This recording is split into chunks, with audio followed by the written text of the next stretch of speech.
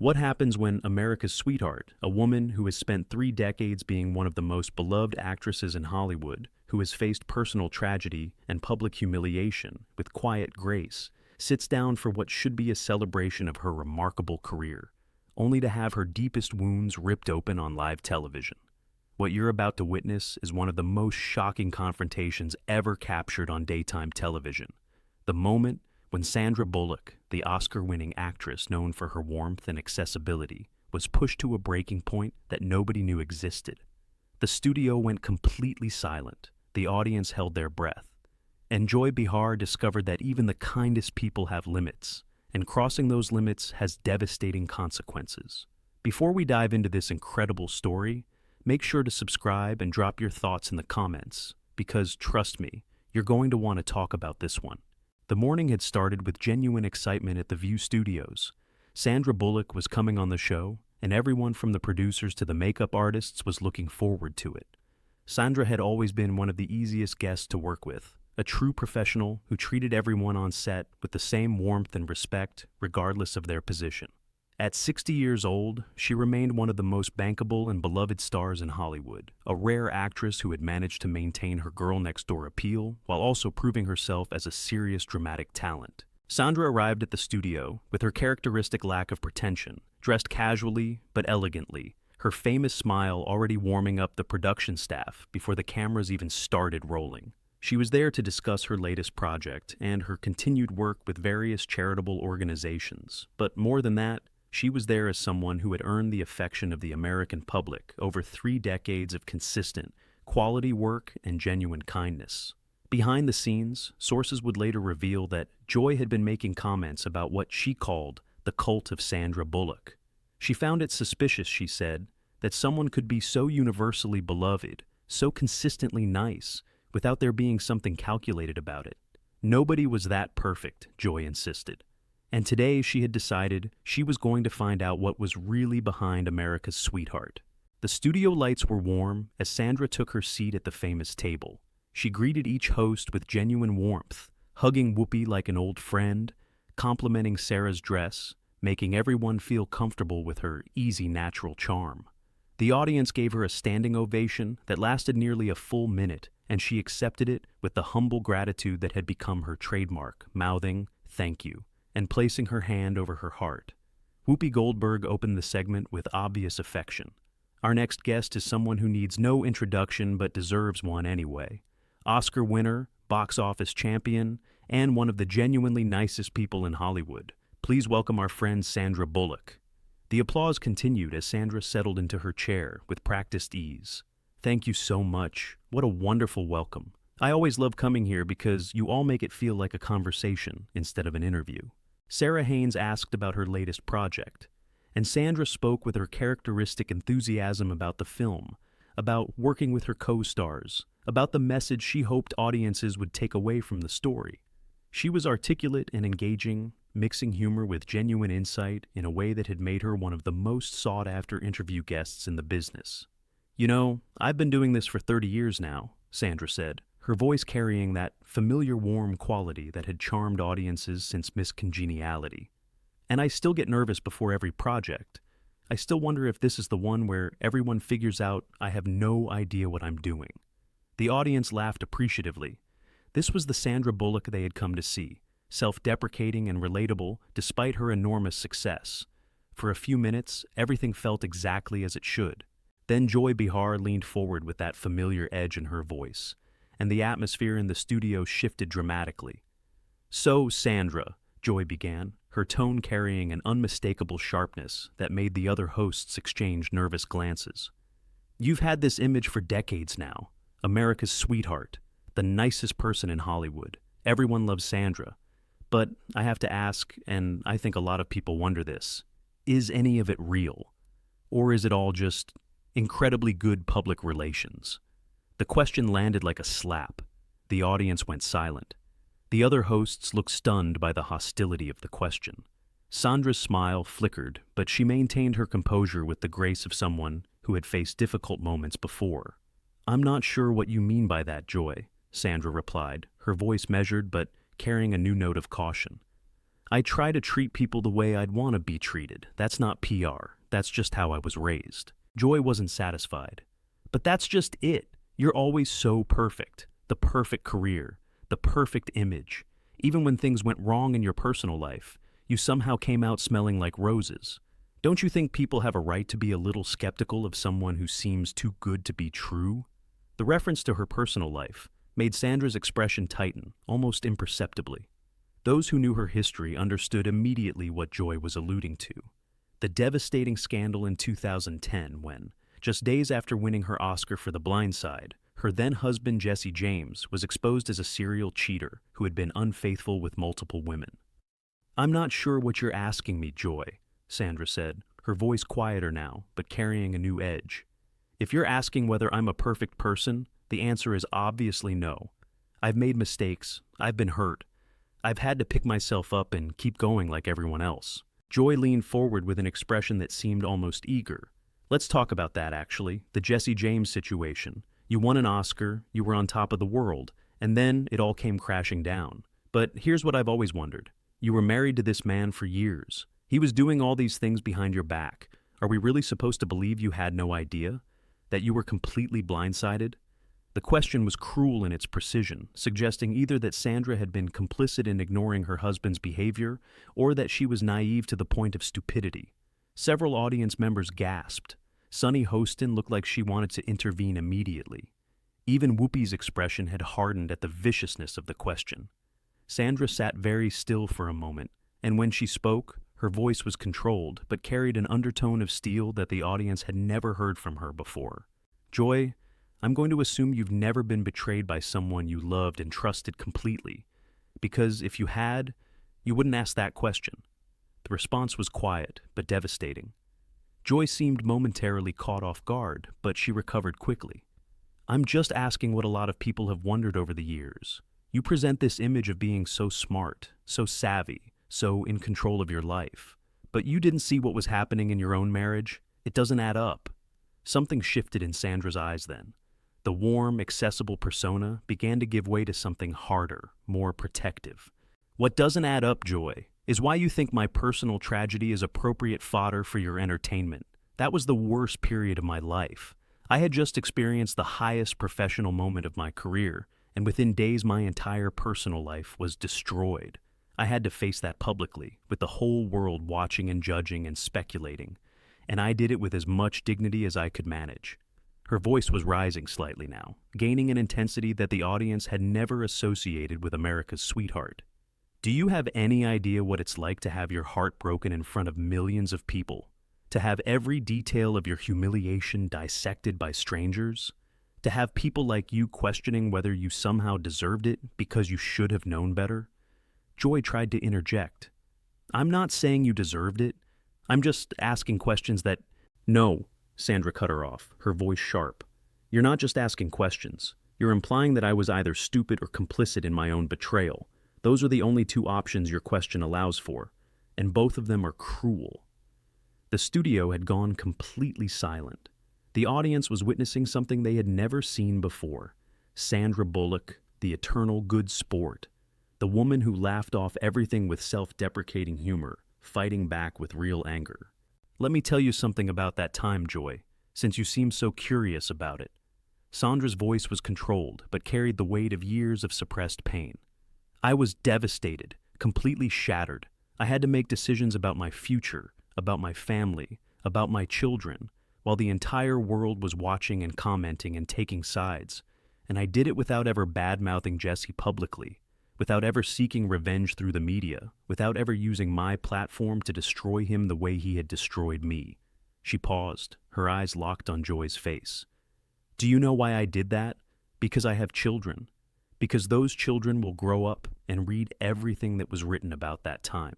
And I wanted them to see that their mother handled the worst moment of her life with grace and dignity, not with cruelty and vengeance. That was more important to me than any satisfaction I might have gotten from fighting back publicly." The explanation was powerful, revealing a depth of consideration and sacrifice that Joy's cynical question had completely failed to anticipate. Joy tried to recover. "I understand it was painful, But you have to admit that your image has always been almost suspiciously perfect. The nice girl, the good sport, the one everyone loves. People are naturally curious about what's behind that image. What's behind that image? Sandra's laugh was short and carried no warmth. A woman who has worked incredibly hard for 30 years. A woman who has tried to treat every person she meets with basic respect. A woman who has faced enormous personal pain and chosen not to weaponize it for publicity or sympathy. She stood up, and the movement seemed to startle everyone in the studio. You want to know what's behind the image, Joy? Loss. Incredible loss. I lost my marriage in the most public way possible. I lost my privacy. I lost my faith in someone I had trusted completely. And just a few years ago, I lost my partner Brian to ALS. I watched the man I loved disappear piece by piece over months of suffering. I held his hand when he took his last breath. Her voice cracked slightly, but she pressed on. And through all of that, I kept working. I kept showing up. I kept trying to be kind to people because that's who I am, not because some publicist told me it would be good for my career. So, don't you dare sit there and suggest that my kindness is calculated, that my decency is performance. You have no idea what I've been through, or what it's cost me to keep going. The studio was absolutely silent. Several audience members were wiping their eyes. The other hosts looked stricken, clearly unprepared for the depth of emotion that Joy's questions had unleashed. Joy seemed genuinely taken aback. Sandra, I didn't mean to. Yes, you did. Sandra's voice was firm. You meant to expose something. You meant to find the cracks in the facade. You meant to prove that nobody could really be as nice as Sandra Bullock seems to be. Well, congratulations. You found something. You found that underneath the smile and the graciousness, there's a woman who has been through hell and somehow kept putting one foot in front of the other. She turned to address the audience directly. I want to say something to everyone watching this, especially anyone who has ever been through a public humiliation or a private tragedy. You don't owe anyone your pain. You don't have to perform your suffering for people's entertainment. You can choose to handle your darkest moments with dignity, and you don't have to apologize for that choice. She looked back at Joy. I've built my career on being approachable, on being relatable, on being the kind of person that audiences feel comfortable with. And yes, that's partly because I genuinely am that person, and partly because I made a conscious choice early in my career to treat this business as a privilege rather than a right. Every interview, every red carpet, every interaction with a fan, I try to remember that none of this is guaranteed, that it can all disappear in an instant. Her voice dropped to something more personal. I know that better than most people. I've seen how quickly everything can fall apart. I've experienced the whiplash of going from the highest high to the lowest low in a matter of days. And I chose to respond to that not with bitterness or cynicism, but with gratitude for what I still had, and determination to rebuild. Joy attempted to steer the conversation back to safer ground. Maybe we should talk about your charitable work. You've done a lot of good things over the years. No. Sandra's refusal was quiet, but absolute. You don't get to attack my character and then pivot to my charitable work like nothing happened. You asked me questions designed to tear me down, to expose some hidden ugliness you were convinced existed. And now that I've answered those questions, now that I've shown you what's really behind the image, you want to move on? That's not how this works. She straightened her posture, and despite the emotion of the moment, there was something regal about her bearing. Let me tell you something about this business, Joy. I've been doing this for 30 years. I've worked with hundreds of people, from grips to directors to studio executives. And I've always tried to treat every single one of them with respect and kindness. Not because it's good PR, but because that's how decent people behave. Her gaze intensified. And in all those years, I've never done an interview where someone tried so hard to find something wrong with me. I've never sat across from someone who seemed so determined to prove that my basic decency was somehow fake. What does that say about you, Joy? What does it say about what you expect from people? The question hung in the air like an accusation. Joy's face had gone red, and she seemed to be struggling to formulate a response. I think you've become so used to cynicism that you can't recognize sincerity anymore, Sandra continued. You've done so many interviews where you're looking for the angle, the scandal, the hidden truth, that you've forgotten that sometimes what you see is what you get. Sometimes a person who seems kind actually is kind. Sometimes an image isn't a facade. Sometimes people are exactly who they appear to be. Whoopi tried to intervene. Sandra, I think we all understand that this has gotten more intense than anyone expected. It's okay, Whoopi. Sandra's voice had softened slightly. I'm glad this happened, actually, because I've spent 30 years being careful, being diplomatic, never letting anyone see me angry or hurt, or anything other than perfectly composed. And maybe that was a mistake. Maybe that's why people like Joy think it must all be an act. She turned back to Joy one final time. I'm a real person, Joy, with real pain and real struggles and real moments of doubt and despair. I've just chosen not to display all of that for public consumption. That's not calculation. That's boundaries. That's self-preservation. That's protecting the people I love from having every detail of our lives dissected by strangers. She gathered her things with quiet dignity. I came here today to talk about my work and maybe share some stories with your audience. Instead, I've been interrogated about the worst moments of my life by someone who seems to think that kindness must be hiding something sinister. She paused at the edge of the stage. I forgive you, Joy. I've learned that holding on to anger only hurts yourself. But I want you to think about something. In 30 years of interviews, this is the first time I've ever walked off a set. That's not because I'm thin-skinned or can't handle criticism. It's because there's a difference between tough questions and cruelty, and you crossed that line today. She looked at the audience one more time. Thank you all for your kindness over the years, for buying tickets to my movies, for letting me into your lives for a few hours at a time. That means more to me than you could possibly know. Don't ever let anyone make you feel bad for being kind. The world needs more kindness, not less. And don't let cynical people convince you that goodness isn't real just because they've forgotten how to recognize it. With that, Sandra Bullock walked off the stage with the same grace that had defined her entire career. The audience sat in stunned silence for a moment, then erupted into applause that seemed to shake the building. It was clear from the ovation that the audience had chosen sides, and it wasn't Joy's. The remaining hosts sat in various states of shock. Whoopi looked disappointed. Sunny looked close to tears. Sarah was shaking her head slowly, and Joy Behar sat at the table, looking smaller somehow than she had at the beginning of the interview, like someone who had just learned that there was such a thing as going too far. What had started as a routine promotional interview had become something far more significant. A woman who had been America's sweetheart for 30 years had finally shown the steel beneath the warmth, the strength beneath the accessibility, the real person behind the image. And in doing so, she had reminded everyone watching that kindness isn't weakness, that grace under pressure doesn't mean immunity to pain, and that even the nicest people have a breaking point. The aftermath of that interview would dominate entertainment news for weeks. Clips of Sandra's powerful response would be shared millions of times across every social media platform.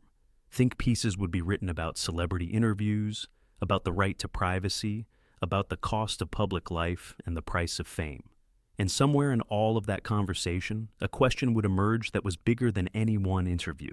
Why do we feel entitled to tear people down simply because they've built something good? But perhaps the most lasting impact was the conversation it sparked about kindness itself. In a culture that often seemed to reward cynicism and snark, Sandra Bullock had stood up and defended the value of being genuinely good to people. She had shown that kindness wasn't naivety, that grace wasn't weakness, that choosing to treat others well was a form of strength that required more courage than cruelty ever did. And for those who had watched America's sweetheart finally show her steel, there was something deeply satisfying about the moment. Not because she had been cruel or vindictive, but because she had proven that you could defend yourself with dignity, that you could push back against unfairness without becoming unfair yourself. In a world that often seemed to celebrate nastiness, Sandra Bullock had reminded everyone that the high road was still the better path, even when you had to fight to stay on it. What do you think about this incredible confrontation? Was Joy Behar out of line, or was she just doing her job? Drop your thoughts in the comments below, and make sure to subscribe for more stories that will absolutely leave you speechless.